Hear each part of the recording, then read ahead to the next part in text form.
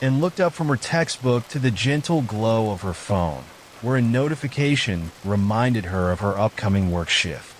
Balancing her studies with a part-time job wasn't easy, but at 21, she took pride in handling both. Her part-time position at a large retail store helped with college expenses, and she enjoyed the busy pace. Tonight, however, wasn't an ordinary shift. It was Thanksgiving leading into Black Friday. Anne's mind filled with mixed feelings. She had worked Black Friday before and remembered the endless flow of customers, the way the aisles turned into chaotic rivers of people all pushing and shoving for the best deals. It was exciting in a way, but also a bit nerve-wracking. This year, she'd been scheduled from 6 p.m. until midnight. Part of her would have preferred to relax on Thanksgiving night, but she knew it was a chance to earn a little extra, and besides, she liked her co-workers. They were all in it together, and that made her feel a bit more at ease. As she packed her things, she thought back to her first Black Friday shift the year before. Back then, the intense energy had overwhelmed her. She had felt like a small cog in a huge, unstoppable machine. But this year was different. She was prepared, trained to handle various positions if needed, from cashiering to working in electronics. She even knew how to cover for the manager when others took breaks. Ready for round two? Her roommate, Sophie, teased as she poked her head into Anne's room, and laughed, nodding. "I think so. But if I don't survive, tell my mom I loved her," she joked, packing her work vest and a bottle of water into her bag. "Text me if things get crazy," Sophie said, half jokingly. "I'll be waiting with popcorn." As Anne drove to the store, she felt a mix of excitement and a bit of anxiety she couldn't quite shake. She dismissed it as normal nerves. Black Friday was notorious for being hectic. Who wouldn't feel a bit anxious? But tonight's shift felt a little different, like something was in the air. Arriving at the store, Anne joined her colleagues in the break room, where everyone was busy getting ready for the rush. Her friend Jasmine gave her a sympathetic smile as she tightened her ponytail. "Here's hoping no one fights over a flat-screen TV this year," she said, rolling her eyes, and laughed. But deep down, she knew Jasmine's joke wasn't far from reality. Last year, she had witnessed plenty of arguments and saw customers shoving each other for deals. The sheer number of people had made her feel almost trapped. Still, she took a deep breath, feeling better prepared and ready for the rush. As the clock approached 6 p.m., the store's energy grew tense and electric. A final announcement came over the loudspeakers, reminding customers that doors would soon open, and her co-workers braced themselves at their stations and checked her watch, took a steadying breath, and prepared to face the wave of customers about to flood in. In a strange way, she felt that tonight would challenge her in ways she hadn't anticipated. The countdown ended, and with a loud cheer from the crowd outside, the doors swung open.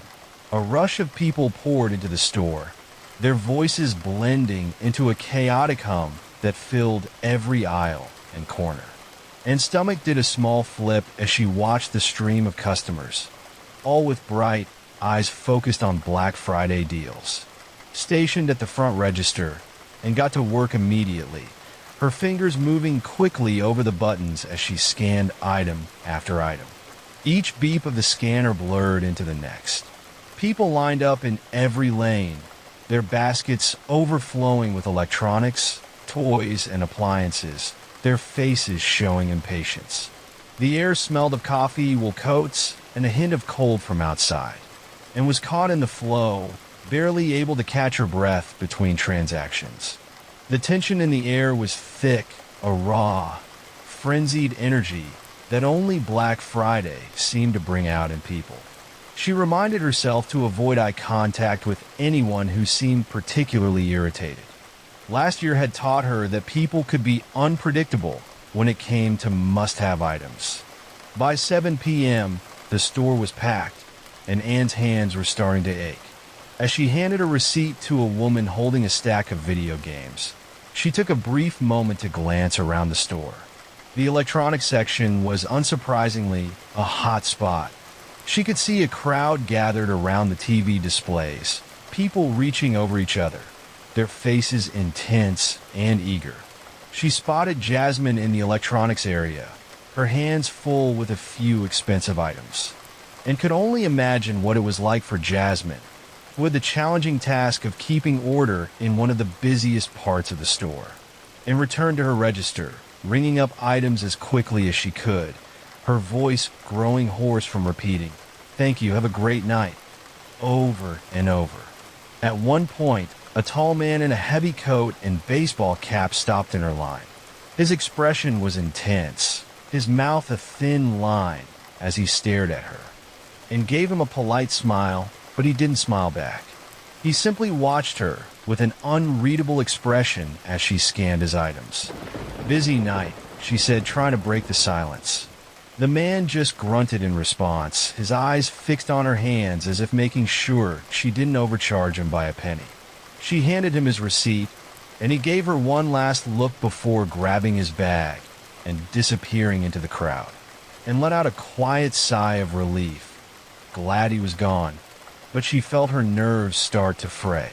The energy tonight was different, edgier, almost hostile.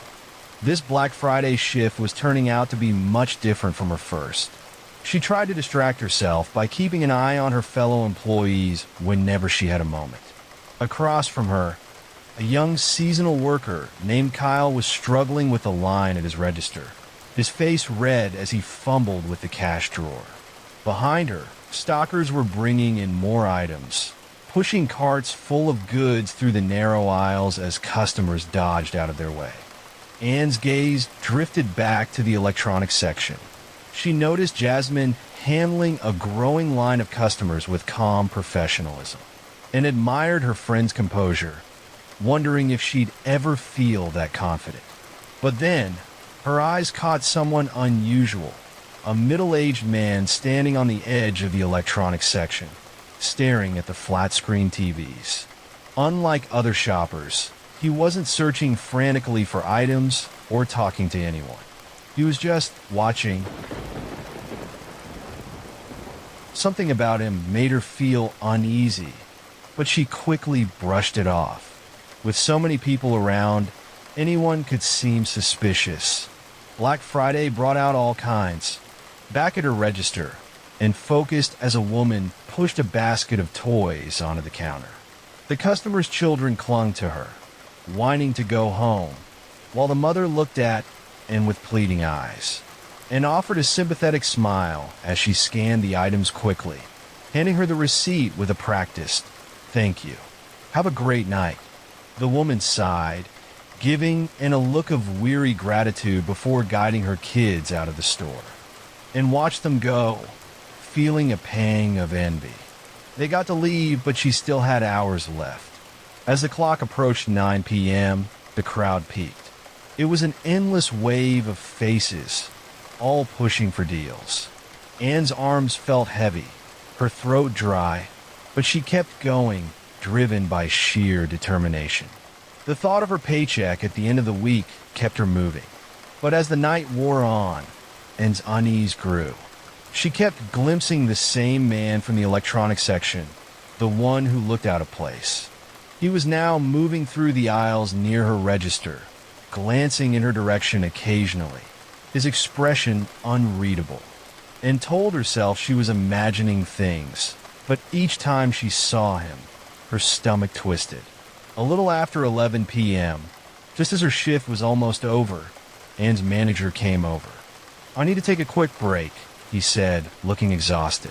"Can you watch over the registers for a bit?" And nodded, glad for the change of pace.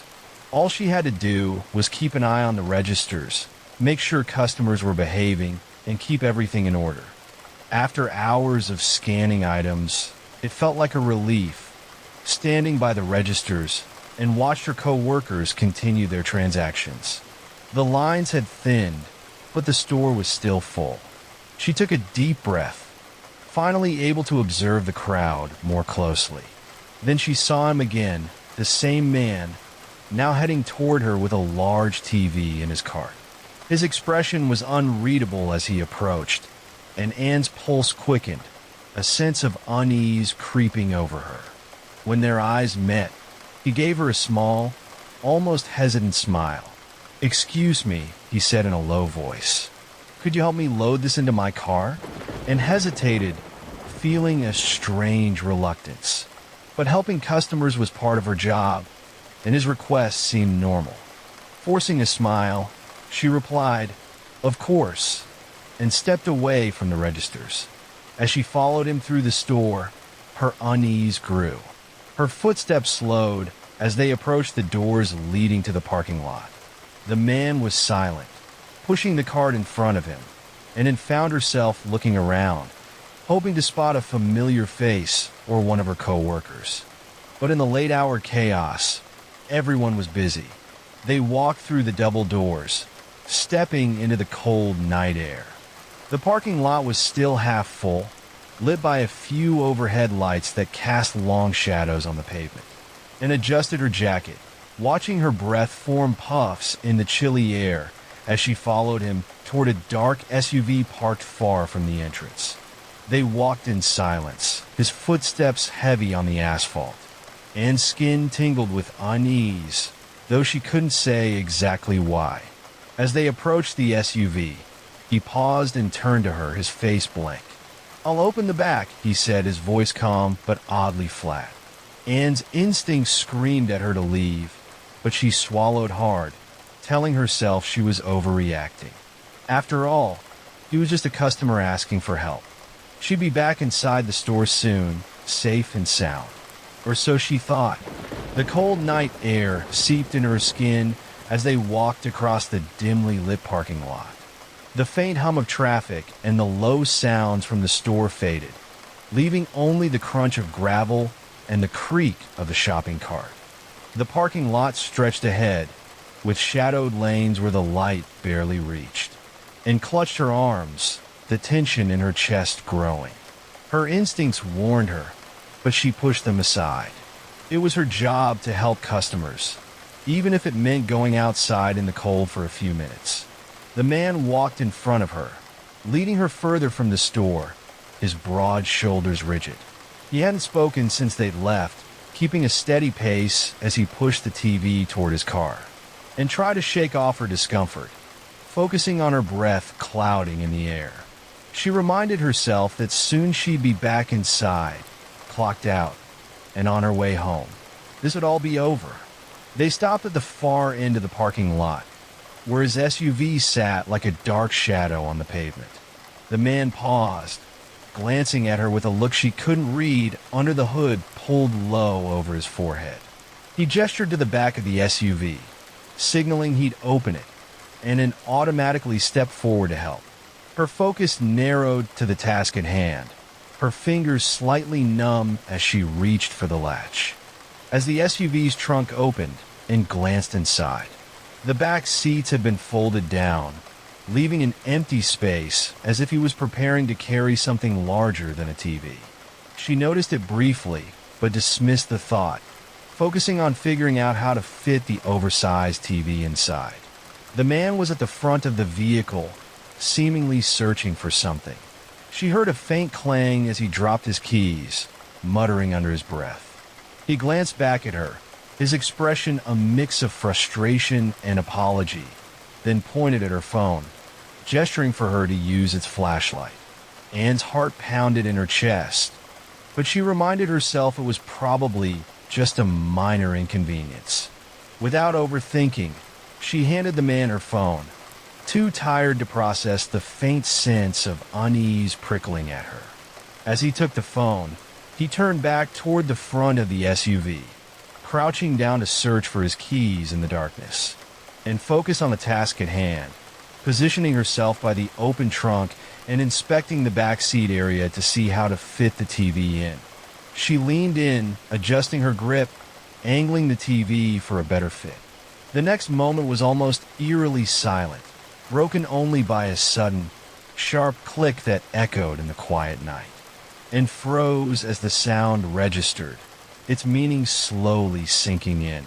She turned her head, and there he was, his face framed by the rear window, watching her with a look that sent a chill through her.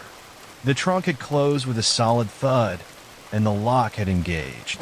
For a moment, she thought maybe it was a misunderstanding, maybe a prank or an accident. But the silence that followed made her realize it was neither. His expression remained steady, his gaze fixed on her through the glass. Then he straightened, slipping her phone into his pocket with a slow, deliberate movement that filled her with dread. The reality of her situation sank in like a weight. Her pulse quickened, each beat loud in her ears as panic started to set in. She was trapped. Anne's eyes darted around the cramped space in the back of the SUV, her mind racing through limited options. She lunged for the trunk door, gripping the handle, desperately trying to open it, but it wouldn't budge. The lock was firm, holding fast despite her efforts. The man shifted out of view, and moments later, the SUV shook as he climbed into the driver's seat. Desperation clawed at her breaths coming in short gasps as she searched the car's interior for anything to help. Her phone was gone, taken by the very man she had trusted enough to help. She felt for the walkie-talkie clipped to her belt, its familiar weight giving her a small sliver of hope. She gripped it tightly, remembering the limited range. It barely reached the parking lot, but she had to try. Crouching low, she pressed the talk button, mindful of the loud beep it would make. She quickly muted it, her voice shaky as she whispered a desperate plea for help. Back of a gray SUV. Parking lot. Please, someone. Her voice sounded thin and fragile, barely audible even to herself. Outside, she heard his footsteps moving toward the driver's side, followed by the soft sound of the door closing as he settled into his seat. The engine roared to life, vibrating through the floor, and Anne's heart sank as she felt the SUV begin to move. Her fingers clenched around the walkie-talkie, her last hope praying someone had heard her call. The SUV pulled out of the parking lot, turning onto the main road, and she watched the lights of the store fade away. She pressed her ear to the back seat divider, straining to hear anything from the driver. But the silence was as unnerving as his expression had been. The drive felt endless, each second stretching painfully. The dim glow of passing street lights cast fleeting shadows through the windows, and the road ahead looked empty and desolate, as if the world outside was part of the trap she was now caught in. And tried the door handle again, tugging uselessly against the lock, her body tense with each failed attempt. She kept her head down, avoiding looking at the shadowed figure in the front seat, who remained silently focused on the road. The only sounds were the low hum of the engine and the faint rumble of cars passing by, oblivious to her silent screams. Her heart raced as the SUV turned onto a quieter, darker street. Every part of her screamed to escape, but there were few options. She was trapped, held captive by a man who had barely spoken a word, yet whose presence was now her worst fear come to life. Just as she felt her strength waning, a flash of light appeared in the rear window, faint but growing.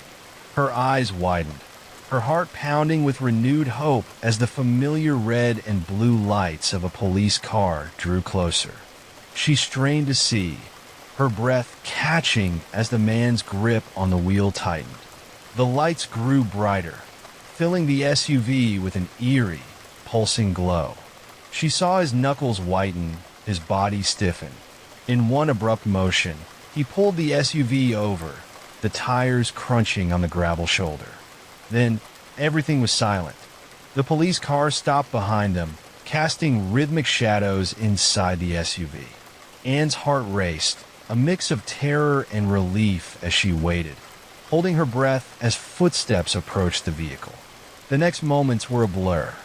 Voices filled the air, calm and authoritative, and she felt the weight of the door lift as it opened. She blinked against the bright light, disoriented, as hands reached out to her, guiding her out into the cold night air. She hardly noticed the chill, overwhelmed by the realization that she was finally safe. The man was led away in handcuffs, his silence broken only by quiet, muttered words that Anne couldn't understand. She stood by the side of the road, shaken and exhausted, her mind reeling from the events that had seemed to last forever. The officer spoke to her gently, their words soft and calming, but she could barely process them, still trapped in the lingering haze of fear. The police car's lights cast a comforting glow, a reminder that the nightmare was over. But deep down, she knew this night would haunt her for much longer than she could imagine. Back at the store, two officers walked in through the break room. Her mind felt hazy, each step surreal. Everything around her seemed to move in slow motion. Her co-workers' voices sounded distant, like they were underwater. She felt their eyes on her as she passed, their faces a mix of worry and shock, but her gaze remained unfocused. Her mind replayed fragments of the night, the slam of the trunk, his cold smile through the glass, the chilling sound of the lock clicking shut. As Anne sat on one of the plastic chairs in the break room, an officer crouched in front of her, asking gentle questions. She struggled to find the right words, each detail feeling both too vivid and yet dreamlike. She could barely remember what she'd said into the walkie-talkie, or if anyone had even heard her initial call for help. But one thing was certain, she'd never look at her job the same way again. Her manager arrived, looking both guilty and concerned, and offered her the next few weeks off to recover, and barely processed his words. Her mind was somewhere else, trapped in the dark memories of that SUV, where her world had felt terrifyingly small. The days passed in a blur. Back in the safety of her apartment, and tried to regain a sense of normalcy, but her nights were restless, haunted by dreams of the man's face in the back window, his blank, almost mechanical gaze locking with hers as the trunk door shut. Each night, the nightmare returned with more details, heightening her sense of vulnerability and leaving her drenched in cold sweat by morning. Sophie was supportive, her presence warm and reassuring. She left snacks by Anne's bedside, checked on her often, and encouraged her to talk about what had happened. But Anne could only share fragments. There were no words that could fully capture the feeling of being locked inside that SUV, the helplessness that had burrowed into her bones. One afternoon, as Anne sat by the window, staring out at the street below, she felt a wave of dread. Every passing car and every stranger on the street seemed like shadows of that man. Her instincts were on high alert, and she jumped at the smallest sounds, her heart racing at the mere sight of headlights passing by. Thanksgiving came around again before and felt fully ready. It had been almost a year since that terrifying Black Friday shift, but she still felt its shadow lingering over her. The thought of returning to the store filled her with dread, a reminder of how easily her familiar world had turned dark and threatening. This year, she made a choice. She wouldn't work on Black Friday again. She'd avoid the chaotic crowds, the endless lines, and the risk of encountering someone who might take advantage of her willingness to help. Instead, she planned to spend the day quietly with her closest friends, far from the frenzy. Yet on Thanksgiving night, as she sat in her warm apartment, surrounded by laughter and conversation, she felt a strange pull. Against her better judgment, she wondered if she could face the store as a shopper this time, reclaiming that night in her own way. With Sophie by her side, perhaps she could feel a bit stronger by confronting her fears. So, when Sophie suggested they visit a few stores, just to browse and check out some late-night sales, and surprised herself by agreeing. "Are you sure?" Sophie asked gently, aware of the memories it might bring up, and nodded, her heart pounding, but with a calm resolve. "I think I am," she replied softly, a hint of determination in her eyes. They drove to the first store in silence, Sophie glancing at and occasionally to make sure she was okay. The parking lot was packed, just like the year before, with cars filling every space. As they walked toward the entrance, Anne's pulse quickened, but she steadied herself, remembering her own strength and the journey she'd taken to reach this point. Inside, the store was as chaotic as she remembered: crowded aisles, clattering carts, and the endless murmur of voices. But this time, she didn't feel vulnerable. Instead, she was hyper-aware, her senses sharp, taking in every detail. They wandered for a while, moving through different sections. The air was thick with the excitement unique to Black Friday. But as they approached the electronics section, a chill ran down her spine. Out of the corner of her eye, she noticed a man standing nearby, watching her with an unblinking stare. Her heart skipped, her body tensing, but she forced herself to breathe. She glanced at Sophie, who hadn't noticed the man and was busy examining a display of tablets. Gathering her courage and looked back, only to find that he was still there, his gaze fixed on her. The fear she thought she'd overcome returned in a flash, as vivid as it had been that night in the SUV. But she resisted the urge to run, reminding herself she was no longer helpless. This time, she was prepared. Without a word, she took Sophie's arm and nodded toward the exit, moving calmly and steadily. They walked back to the car, her mind filled with a mix of old and new memories. She could still feel the shadows lingering, the echoes of that night etched into her bones. But as they reached the car and climbed inside, a small but powerful sense of victory settled within her. She had returned to the place that had haunted her for a year, and though the fear remained, it no longer had the same power over her. And drove home in silence, her eyes focused on the road ahead, carrying the weight of her experience. She couldn't change what had happened, couldn't erase the memory of that man or the fear he'd instilled. But she could decide how she moved forward, how she reclaimed her story from the darkness. In that quiet triumph, she found a peace she hadn't thought possible. The days following Thanksgiving felt lighter, the air less charged with anxiety. Reclaiming Black Friday, in even a small way, had loosened the grip of her fears. But like a faint bruise, the memory of that night in the SUV lingered, impossible to fully erase. In return to her routine, focusing on her studies, meeting friends for coffee, and picking up extra shifts at her new cafe job, far from the chaotic crowds of her former retail work. Still, she found herself scanning faces in crowds, her mind automatically considering worst-case scenarios. She couldn't help it. It had become instinctual. One cold December afternoon, and received a call from Detective Ramirez, the officer who had first interviewed her after the incident. His familiar, detached voice brought back memories of the break room where she'd sat, trembling, recounting her story to him. He asked if she'd be available to answer a few follow-up questions, explaining that new information had surfaced. She agreed, though a chill ran through her as she ended the call. When and arrived at the precinct, old fears crept over her again. Detective Ramirez greeted her with a nod and guided her into his office, where the soft lighting created a calm, almost sterile atmosphere. He took a seat across from her, sorting through some papers before he began speaking. "Thank you for coming in, Anne. I know revisiting this isn't easy," he said, his voice steady, and nodded, focusing on keeping her breathing calm as he continued. "We've recently obtained more information about the man who abducted you. It turns out he has a record, mostly for minor crimes, but there's something more disturbing in his background.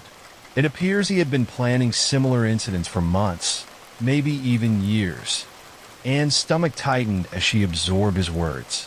She had always thought her experience was random, just an unlucky encounter with a dangerous stranger. But learning that it was part of a larger, calculated pattern made her feel as if she had barely escaped something much darker. Detective Ramirez went on, watching her closely. It's important for you to know that we've identified him and are moving forward with additional charges. He won't be getting out anytime soon. But I wanted to ask if you consider speaking about your experience, whether it's with us or in some way that could help others be aware of the risks in these high-traffic retail events. Anne's pulse quickened at the thought. Part of her wanted nothing more than to leave this behind, to bury it so deep that she'd never have to think of it again. But another part, a stronger, braver part, wanted to take back control.